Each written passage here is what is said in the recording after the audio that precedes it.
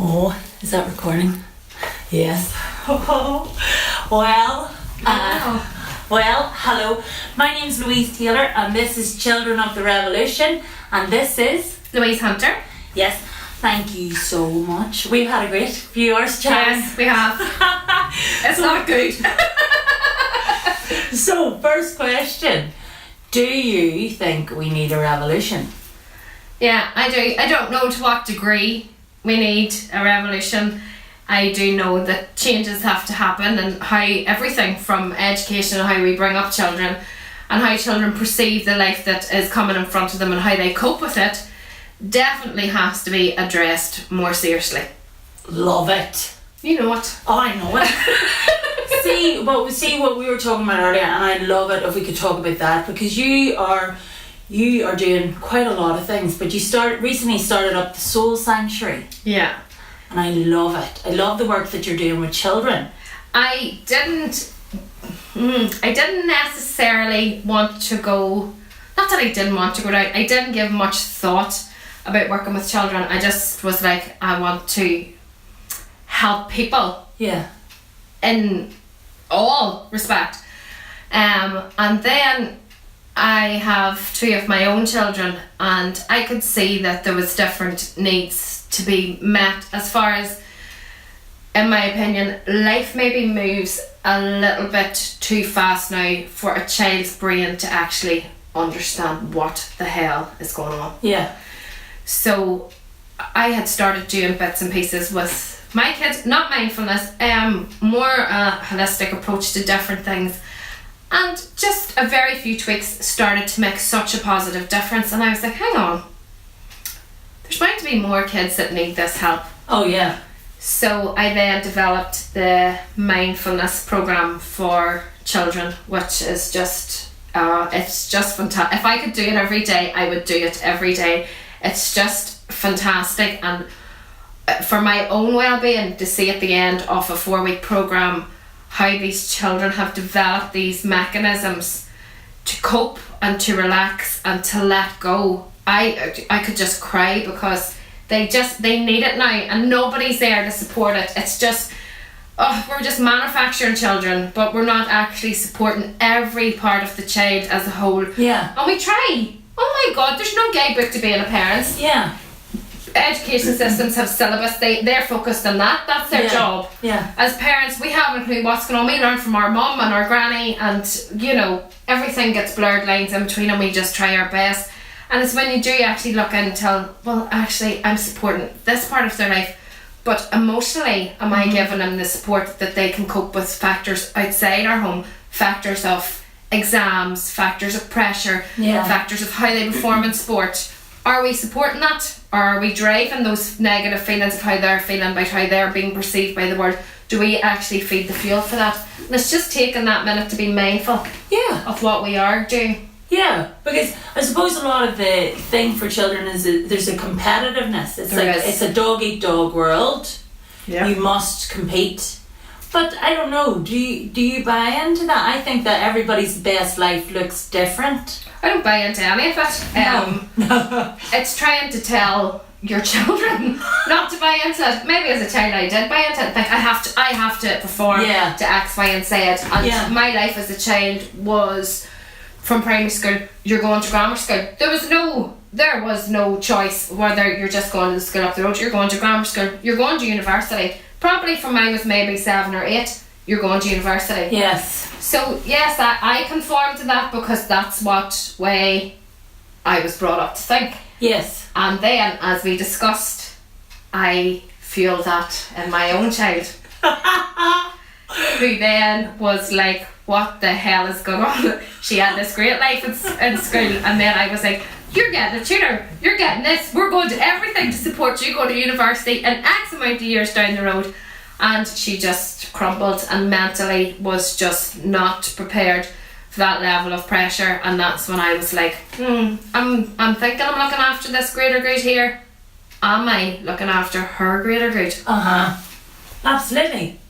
But it's very, very hard to not, right, because I believe everybody's doing the best they can.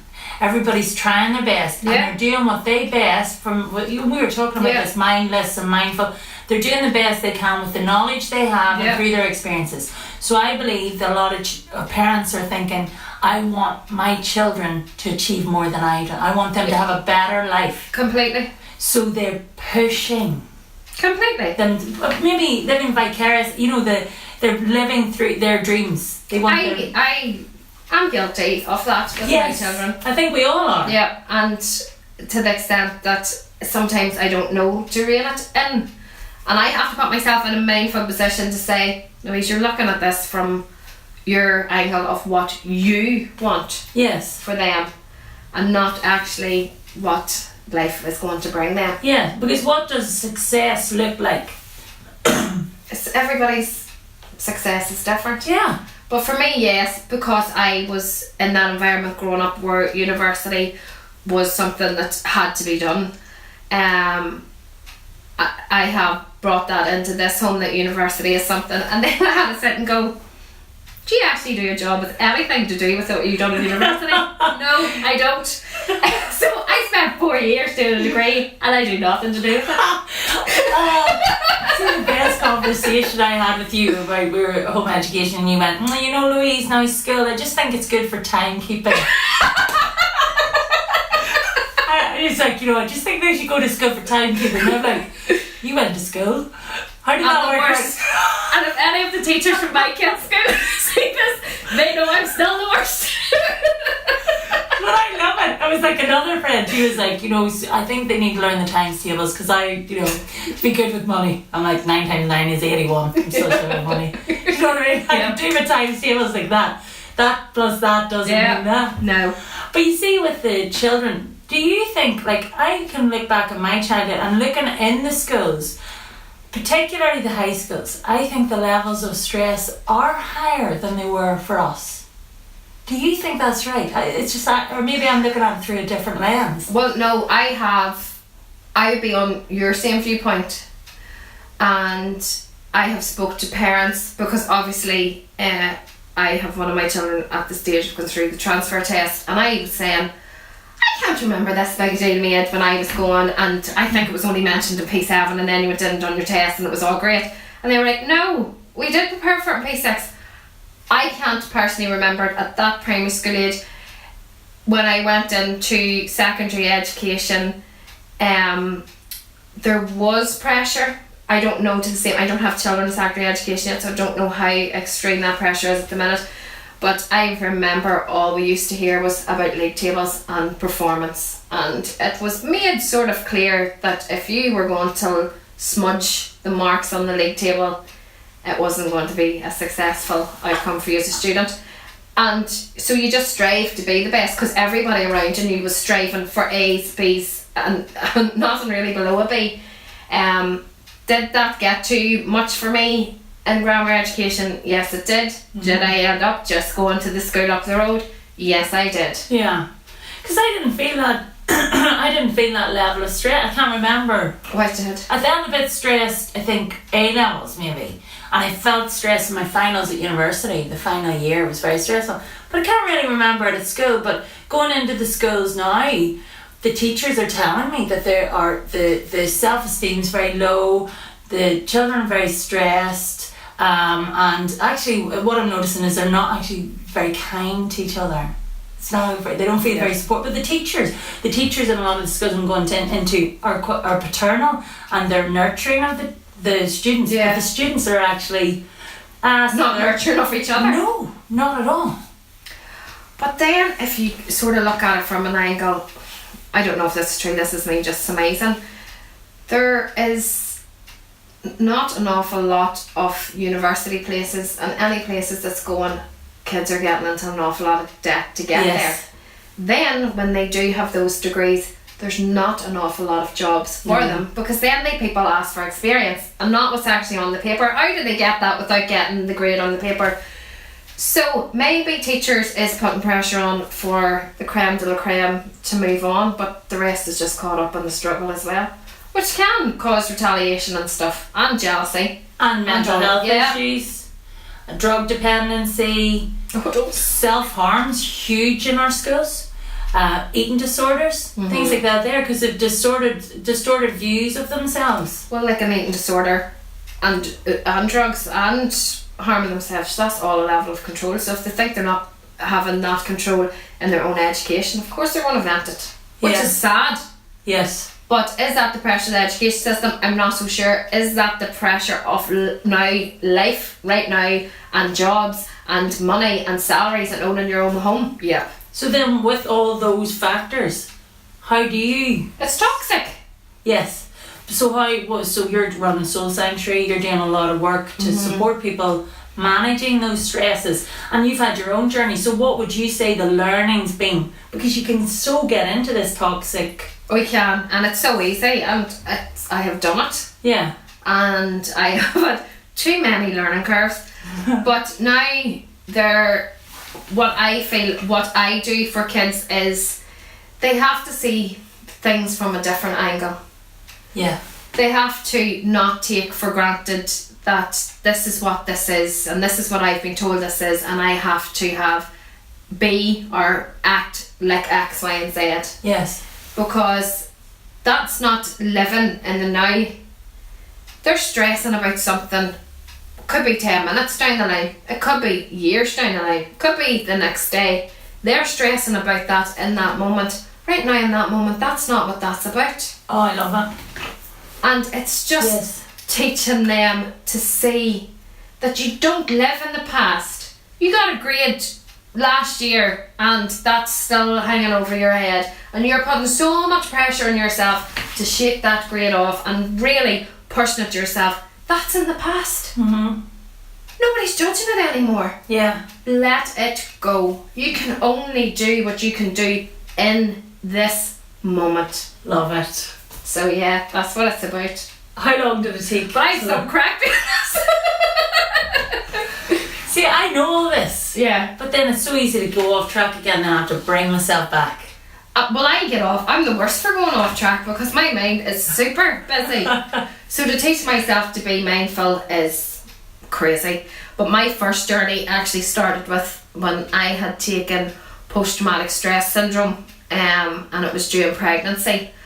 And mindfulness was nothing. Holistic treatments, yes, I knew about Reiki, reflexology, aromatherapy, and I was into all of that. Yeah.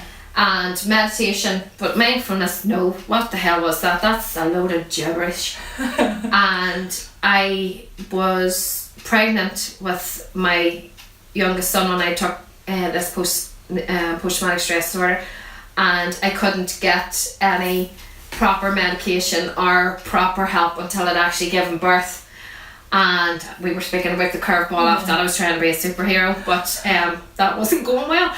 And when I did get the help and guidance from a psychologist and a psychiatrist and my GP, and everything was put into place for that, they thought the way I had presented myself, the cognitive behaviour therapy, was going to be the best treatment for me. Not that it is mindfulness, it is connected. It is, there's connections there. And it was the first time that I could see that you control how you perceive things. 100%. Why did it take that long? Why did it take that breakdown to come to that place? Like, the whole time we had it. We just didn't know how to use it. Because we're not taught. We had to unlearn. So it took me a while, and I got cognitive behaviour therapy. I responded, I'm going to give myself a nice star. I responded really well to that. It was fantastic. It is one of the best concepts to heal your mind and for you to actually unravel, and it's hard, to how you think and how you perceive. Yes. And just bring it right back. So then this is when mindfulness then had come into play. And then obviously when I went and started doing like practitioners for it and even just researching it, it was more for myself, to be honest. It was more for me, and I was patting myself on the back when I was reading stuff going, I did that. I was really good at that. And then it was like, I need to bring this to people. And then it was just threw at me with my daughter's episode of how stress sort of had caught her at 10, which is horrendous. Yes. I was like, how is our society letting us happen? It's sad. And now when kids come to me, my daughter's not the only one. No. They all feel it. Yeah. And it could be from school, it could be from a sporting team, it could be from anything, any angle, and the pressure that they feel, and I think, whoa, you're babies. Yes. You're 10. Yeah. What are we doing? Mm-hmm. And now I teach them to just be in the moment. So we do a lot of techniques, a lot of working with kids is to associate the feeling to the behaviour. Uh-huh. So a lot of them would say want to kick the door in of every room in their house with frustration, or they say they say they're angry, or they say, well, that's upset me. What is it? Is it upset? Is it sadness? Mm-hmm. Where's it at in your belly? Are you feeling it in your belly? Are you feeling it all over your body? I think it's anger. Yes. Do you think it's anger? How do you think anger would perceive itself? How do you think sadness would perceive itself? Are you acting out of sadness? And we start to identify how we act to the emotion that's fueled it. When we know the emotion, then we know how to let it go. And we do a lot of breathing techniques. We do glitter jars and watching that, and breathing while the glitter settles, and by that stage everything should be gone. And how we do deep breaths and out with slow breaths, and how we put anger in our hands and squeeze, and every time we breathe we start letting it go until it's gone. And so they learn stuff that they can do in the car, they can do in the playground, and then stuff that they can use at home just to support that.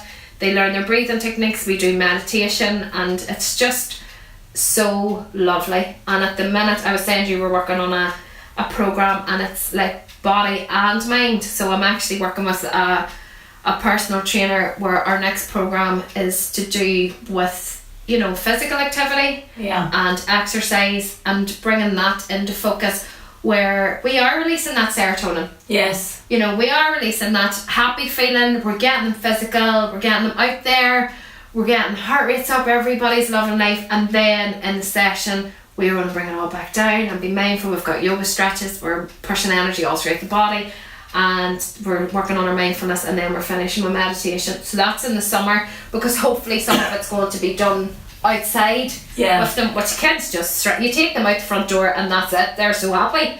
So we think we need to get them outside and getting physical and making that connection with being physical. Like I was just saying, like we were discussing this the other day, and when I was growing up there was nothing about the emotional support that you need to be growing up. There was nothing about not diet that you need to be skinny, food.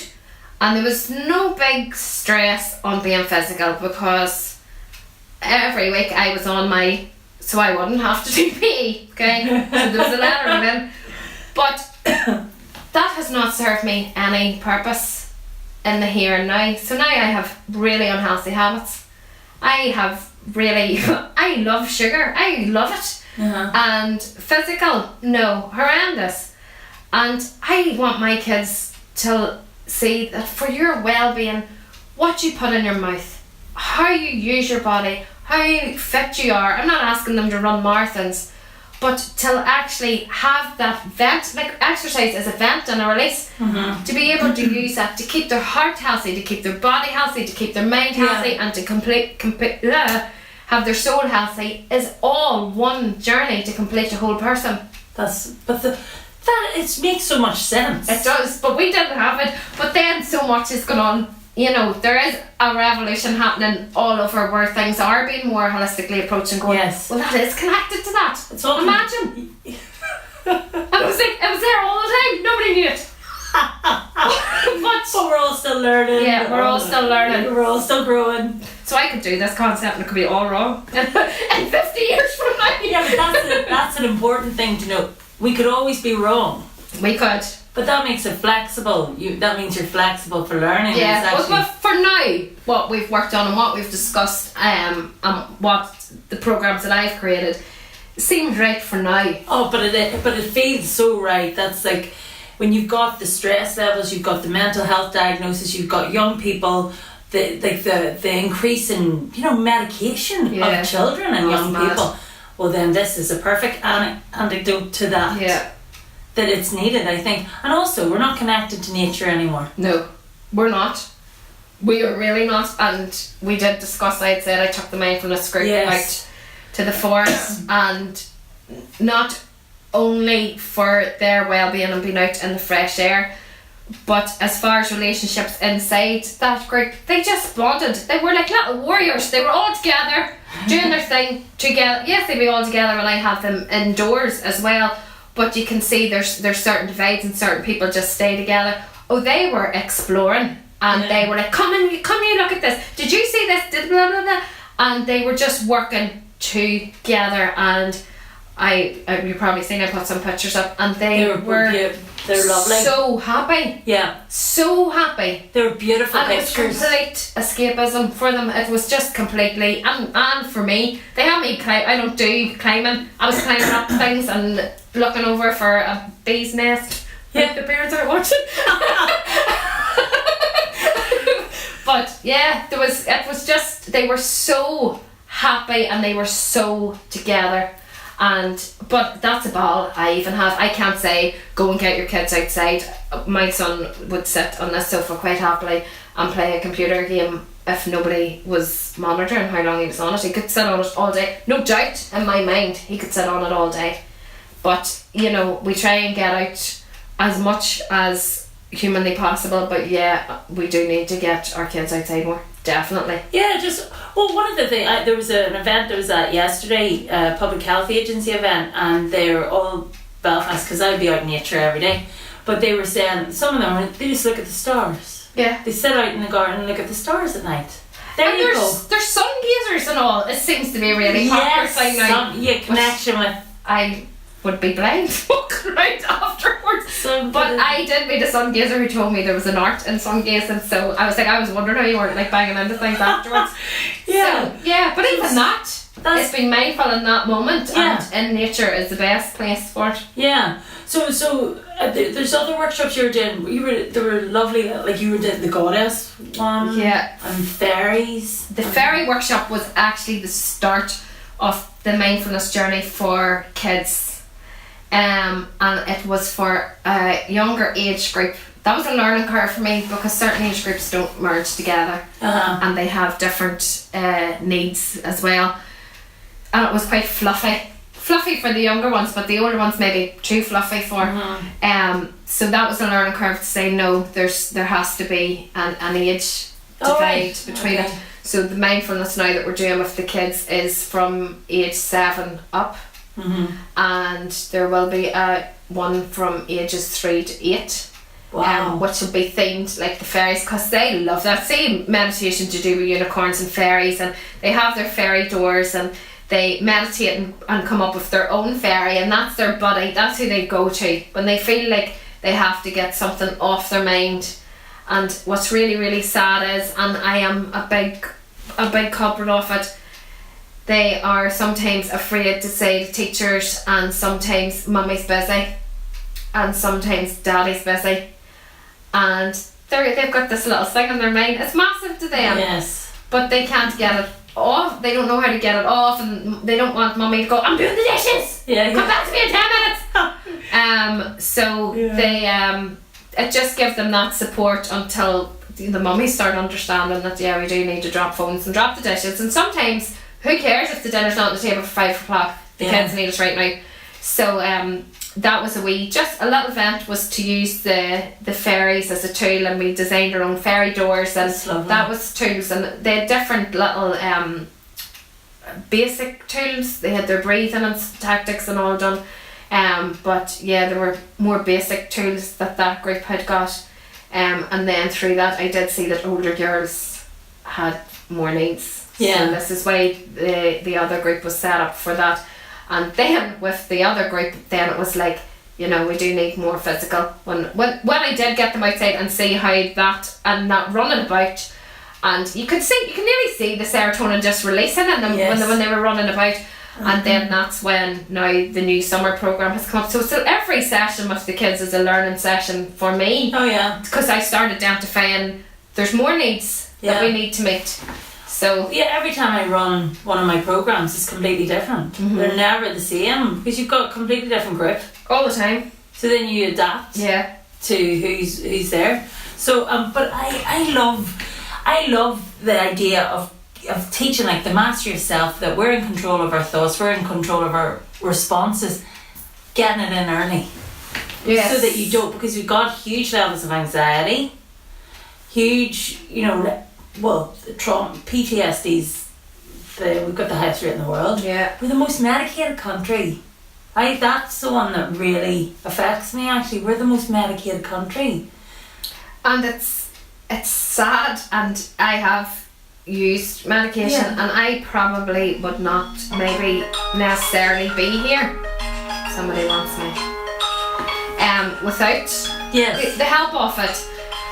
And if I hadn't went on my own journey to fix myself and the cognitive behaviour therapy, I could still be on it, God knows. But I had strengthened my mind, and believe me, it takes an awful lot of work to strengthen your mind. Yes. I had strengthened my mind enough to be confident that I did no longer need medical assistant or pharmaceutical drugs to help me on my journey. I do look around, and I do have so many clients that I do work with that they feel like they can't make that leap. Yeah, well, and it's because there was 2 medications I was told I would be on for life. And are you on them? No, I'm not. I haven't for a long time now. It's crazy. Like, you do. There's a fear coming off them. I do not condone coming off medication. No, it's very, very, very gradual. Oh, very gradual. And you know, when I was thinking about it, obviously you have to tell your GP that this is where your thought process is, and they tell you how to come off everything properly. But it's sad that people, it's about looking outside the box as well. But you're a looker. You said that you do the flip. I flip everything. Everything's flipped around multiple times until I get my own theory on it. That's free thinking, though. Yeah. So you will decide for yourself what you think about this, even with 15 experts. Be like, thank you for your opinions. Let me have a think. Let me flip them all right round, put them on their head, and I'll present it all back to you.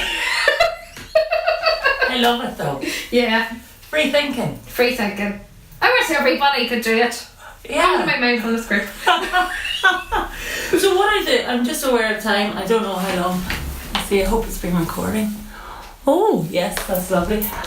So a lot of, are you working with that? You're doing beauty therapy too, or beauty teaching? Yeah, I teach as well. I'm doing treatments as well, but yeah, I teach. I love it because there is so many people out there that do not feel comfortable in education. When they were, and I actually respect them because they were being children and they were being crazy teenagers. They didn't have that pressure that maybe I was put under academically. So they run wild, done whatever. I'm not stereotyping, there's some that did do really well too. Okay? But they had fun, and they were like, we got crappy in our GCSEs, and they lost their way, and they thought, I don't even know what I want to do, and blah blah blah. And they don't want to do big 2-year courses at tech or this kind of stuff because they spent a lifetime in the education system where they weren't happy and they didn't achieve, and they were starting to feel really shit about themselves. Yeah. So with me, they can come and they can learn skills, which thankfully now at the minute they're actually worth industry points as well. But they can learn their skills, and usually it's between 1 day and 4 weeks. And we just adapt it to meet their needs, and that's it. That's a career. That's brilliant. I can arm them with a career. And they're artists. And they're little artists. Creatives. Artists. Mm-hmm. And obviously in the education system that's not really creativity, and it's not really valued a lot of the time. You can do art GCSE. Yeah. But I always find it weird, how can you mark art? And beauty therapists are quite practical people. Everything's doing. Yeah. And that's not in our nature. Well, I am a nerd where I do like to read and write a million times. But we're quite doers. We're quite, let's get stuck in. And if you're sitting in a history class, what are we getting stuck into? A textbook. His story, his history, his story. So it suits those type of people that do, and they love it. And I have had nurses, I have had teachers come to do, because that sort of industry that we're in, it is a practical minded and it's a very social industry. And I can just go there after 4 weeks or a day, depending on how long, what course they choose, and they get certified. They're having a career. That's brilliant. But also, right, so with that, and I love it for many aspects because it's building people's confidence, it's playing to their strengths, which is something I think we should all be doing at all times, playing to where our strengths and our passions lie. But also, like, it's not, GCSEs aren't the be all and end all. They're not. How do you mark the successful life? A successful life is doing things that you enjoy. Yeah. And feeling good. Like I would say, you're successful. You're happy in what you're doing. Yeah. Yeah, I feel successful. I walk around the forest whenever I want and I study and I'm a nerd and I'm playing and doing stuff like that there. But to some people, success is the high flying job. The big bank account. The big bucks. Yeah. The 6 bedroom house with the 6 bathrooms. Who cares? Well, there's only 3 of you living in it. Yeah. 6 bathrooms. What are you doing? Shite. The bigger, like, you know, and that's. Do you know what? I drive a wee car, right? It's a cute wee car. But it seems to be, I don't know if it's in Northern Ireland, right? But people from hairdressers and beauty therapists drive big fancy cars, right?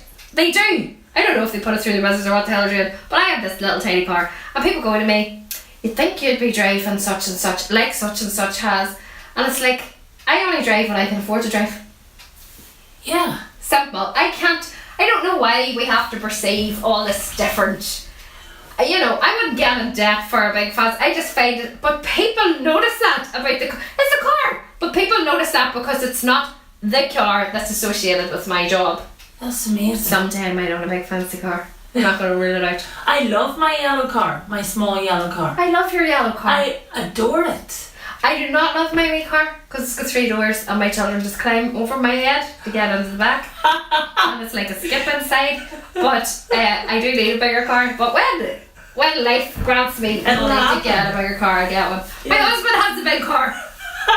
That's a whole other argument. Oh, yeah. That's our Children of the Revolution interview. How did you find that? I loved it. It was great. How did you like it? I loved it. I loved it. Thank you very much.